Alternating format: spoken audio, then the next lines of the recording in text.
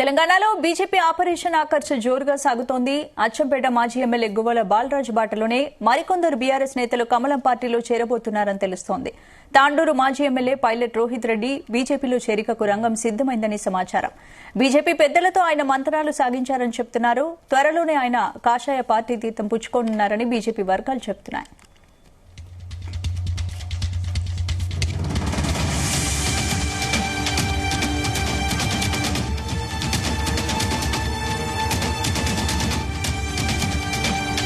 కేసీఆర్ ప్రభుత్వంలో వెలుగు చూసిన ఫామ్ హౌస్ ఎమ్మెల్యేల కొనుగోలు వ్యవహారంలో గువ్వల బాలరాజు, రేగా కాంతారావు, బీరం హర్షవర్ధన్ రెడ్డితో పాటు పైలట్ రోహిత్ రెడ్డి కూడా ఉన్నారు.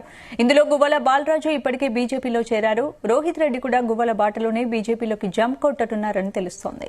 ఇందుకు సంబంధించి పూర్తి అప్డేట్స్ మా బ్యూరో చీఫ్ నరేందర్ అందిస్తారు. నరేందర్, రైట్ స్పందన.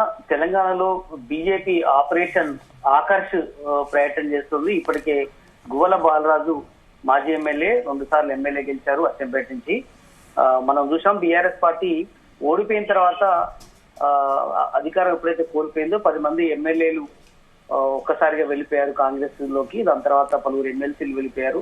దాంతో డీలాపడినటువంటి బీఆర్ఎస్ పార్టీ చాలా కాలం తర్వాత కొంత ఊపిరి పీల్చుకుంటున్నటువంటి సమయంలోనే ఇప్పుడు బీజేపీకి వరుసగా మాజీ ఎమ్మెల్యేలు కావచ్చు, లేదంటే కొంతమంది సీనియర్ లీడర్లు కూడా బీజేపీ వైపు కేంద్రంలో ఇప్పుడు 13 సంవత్సరాలుగా, దాదాపు 12 సంవత్సరాలుగా అక్కడ కేంద్రంలో బీజేపీ ప్రభుత్వం నడుస్తోంది. ఇక్కడ రాష్ట్రంలో కాంగ్రెస్ ప్రభుత్వం అధికారంలోకి వచ్చింది. కాంగ్రెస్ లోకి ఎమ్మెల్యేలు, సిట్టింగ్ ఎమ్మెల్యేలు వెళ్ళిపోతే ఇప్పుడు బీజేపీలోకి రాష్ట్రంలో బీజేపీ పార్టీకి ఇక్కడ మాజీ ఎమ్మెల్యేలు వెళ్తున్నటువంటి పరిస్థితి చూసాం.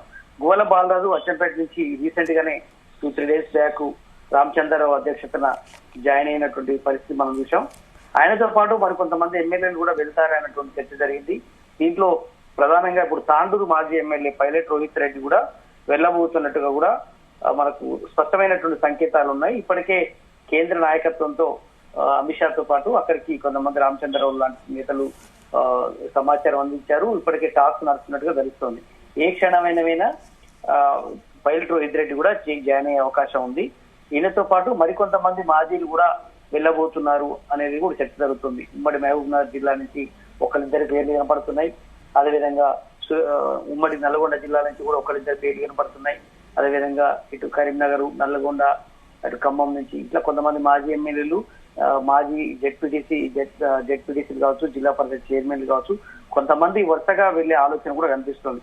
దీనికల్లా ప్రధాన కారణం ఏంటంటే కాంగ్రెస్ ఇప్పుడు రాష్ట్రంలో అధికారంలో ఉంటే ఇప్పుడు బీజేపీ కేంద్రంలో అధికారంలో ఉంది. ఎవరైనా కేసులు ఎదుర్కొన్న వాళ్ళు కావచ్చు, లేదంటే వివిధ రకాల సమస్యలు ఉన్న వాళ్ళు కావచ్చు, ఖచ్చితంగా ఇది మేలు చేస్తుంది. కేంద్రం బీజేపీ ఉంది కాబట్టి కాపాడుతుంది అన్నటువంటి ఇష్యూ ఒకటైతే, రెండోది వివిధ రకాల అంశాలతోటి భవిష్యత్తులో బీజేపీలోనే మనుగడ ఉంటుంది అన్నటువంటి చర్చ కూడా కొంతమంది చేస్తున్నటువంటి ప్రచారం కావచ్చు. అదేవిధంగా రీసెంట్ గా కవిత కూడా బీజేపీలోనే బీఆర్ఎస్ మెర్జ్ అయ్యే అవకాశం ఉంది. ఆనాడు నేను జైల్లో ఉన్నప్పుడు ఇలాంటి టాక్స్ తీసుకొచ్చారు, బట్ నేను నో అన్నాను అన్నటువంటి విషయం కూడా చెప్పింది ఆమె లిక్కర్ స్కామ్ లో జైల్లో ఉన్నప్పుడు, తిహార్ జైల్లో ఉన్నప్పుడు. అది ఎంతవరకు వాస్తవం అనేది మనం చూడాల్సిన అవసరం ఉంది. అదే సమయంలో రీసెంట్ గా బండి సంజయ్ వ్యాఖ్యలు చేశారు. అంతకంటే ముందు వివిధ పార్టీల, ముఖ్యంగా రేవంత్ రెడ్డి కూడా చాలా సార్లు చెప్పారు అది టీఆర్ఎస్ పార్టీ ఇప్పుడు తెలంగాణ రాష్ట్ర సమితి పేరు తీసేయడంతోనే, తెలంగాణ పదం ఆ పార్టీలో తీసేయడంతో అది ఎప్పుడో పార్టీ కనుమరుగయ్యే పరిస్థితి ఏర్పడుతుంది. త్వరలోనే బీజేపీలో కలిసే అవకాశం ఉందని కూడా రేవంత్ రెడ్డి లాంటి సీనియర్ లీడర్ కూడా ఇక్కడ మాట్లాడుతున్న పరిస్థితి. కనుక బీజేపీ రాష్ట్రంలో కాంగ్రెస్ ప్రత్యామ్నాయమైనటువంటి ముద్రను ఎస్టాబ్లిష్ చేసే ప్రయత్నం చేస్తున్నారు. అందుకనే గువ్వల బాలరాజు వెళ్లారు. ఆయనతో పాటు వాళ్ళ భార్య కూడా భవిష్యత్తులో ఏదైనా పోటీ చేసే అవకాశం ఉందన్న ఉద్దేశంతో అక్కడికి వెళ్ళినట్టు తెలుస్తుంది. అంతేకాకుండా ఆనాడు ఎమ్మెల్యేల కొనుగోలు అంశం మీద ఆనాడు గువ్వల బాలరాజు కానీ, రేగా కాంతారావు కావచ్చు, బీరం హర్షవర్ధన్ రెడ్డి కానీ, ఇదే పైలట్ రోహిత్ రెడ్డి కావచ్చు, ఈ నలుగురు కూడా ఆనాడు కేసీఆర్ పంపించినటువంటి దూతలుగా అక్కడికి వెళ్లి ఆకర్ష్ లో బీజేపీ వాళ్ళు ఆపరేషన్ చేస్తుంటే దీంట్లో వాళ్ళని పట్టుకునేందుకు వీళ్ళు వెళ్ళారని ఒక టాక్ నచ్చింది. ఇది సరిగ్గా 2-2.5 ఏళ్ల అవతల ముచ్చట. అప్పుడు జరిగినటువంటి మొత్తం వ్యవహారంలో దాంట్లో గువ్వల బాలరాజే ప్రధానమైనటువంటి కారణం. ఇందులో బీజేపీ ఒక అగ్రనేత కూడా దీంట్లో ఉన్నారు. ఆయనను ఇరికించే ప్రయత్నం కూడా జరిగిందని కూడా అప్పుడు పెద్ద ఎత్తున చర్చ జరిగింది. బట్ ఆయన పిలవడం కానీ దాని తర్వాత విచారించడం కానీ ఇదంతా జరిగింది కనుక ఇప్పుడు దాని ప్రతీకారంగానే గువ్వల బాలతో పాటు పైలట్ రోహిత్ రెడ్డి కానీ రేఖా కాంతారావు చౌదరి ఇట్లాంటి వాళ్ళందరినీ తిరిగి తీసుకోవాలి అన్నటువంటి చర్చ జరుగుతుందని మనకు సోషల్ మీడియాలో వినపడుతుంది. బట్ ఏదైనప్పుడు కూడా ఇప్పటికే కుదేలవుతున్నటువంటి బీఆర్ఎస్ పార్టీ ఒక్కొక్క మాజీ ఎమ్మెల్యే కూడా బీజేపీలోకి వెళ్ళిపోతే ఇక మరింత ఇబ్బందులు పడే అవకాశం ఉందని కూడా చర్చ జరుగుతుంది. ఇప్పటికే ఫోన్ ట్యాపింగ్ విషయం బీఆర్ఎస్ మెడకు చుట్టుకుంటుంది. అదేవిధంగా ఈ కార్ రైస్ సంబంధించినటువంటి ఇష్యూ నడుస్తుంది. ఇట్లా వివిధ రకాల ఓటుకు నోటుకు సంబంధించిన ఇష్యూ ఇట్లా చాలా ఇష్యూస్ ఉన్నాయి కాబట్టి వీటిని నుంచి బయటపడాలంటే ఖచ్చితంగా కూడా బీఆర్ఎస్ ని ఖాళీ చేయించాలి అన్నటువంటి చర్చ కూడా రెండు పార్టీలు కూడా అనుకుంటున్నాయి. కాంగ్రెస్ ఒక పక్క సిట్టింగ్ ఎమ్మెల్యేలు తీసుకుంది, ఇప్పుడు బీజేపీ మాజీ ఎమ్మెల్యేలు తీసుకుంటుంది. కనుక భవిష్యత్తులో ఆ పార్టీ నుంచి ఎంతమంది వెళ్ళబోతున్నారనే ఒక చర్చ జరుగుతుంది. బట్ ఏదైనా కూడా బీఆర్ఎస్ ఇంకా స్ట్రాంగ్ గానే ఉంది. మేము ప్రధానమైనటువంటి మాది అనేటువంటి విషయం అయితే ఇప్పుడు ఆ పార్టీ నేతలు కేసీఆర్ గానీ కేటీఆర్ రావు చెప్తున్నారు.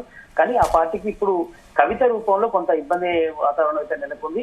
బట్ ఆమె కూడా చాలా సందర్భాల్లో కూడా చెప్తుంది కనుక పార్టీ రోజు రోజుకు తెలంగాణ ఉద్యమకారులు తగ్గిపోయారు, ఆనాడు గుర్తింపు లేదు, కొంతమంది కావాలనే కేసీఆర్ ని ట్రాక్ తప్పిస్తున్నారు అన్నలాంటి కొంతమంది దయ్యాలు అలాంటివి ఏదైతే వ్యాఖ్యలు చేస్తూ వస్తుందో కనుక కొంత ఇబ్బందికరమైనటువంటి వాతావరణం అవుతుంది. దీనితో పార్టీ నుంచి ఒక్కొక్కరు బురద వేస్తూ బయటకు వెళ్ళిపోవడం అనేది కొంత ఇబ్బందికరమైనటువంటి వాతావరణం ఉంది.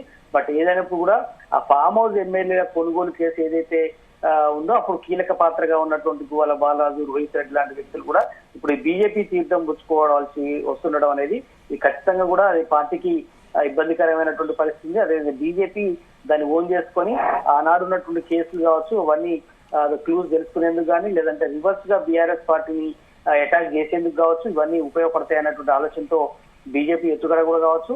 అందుకనే అప్పటి వాళ్ళందరం తీసుకునే ప్రయత్నం అయితే చేస్తోంది.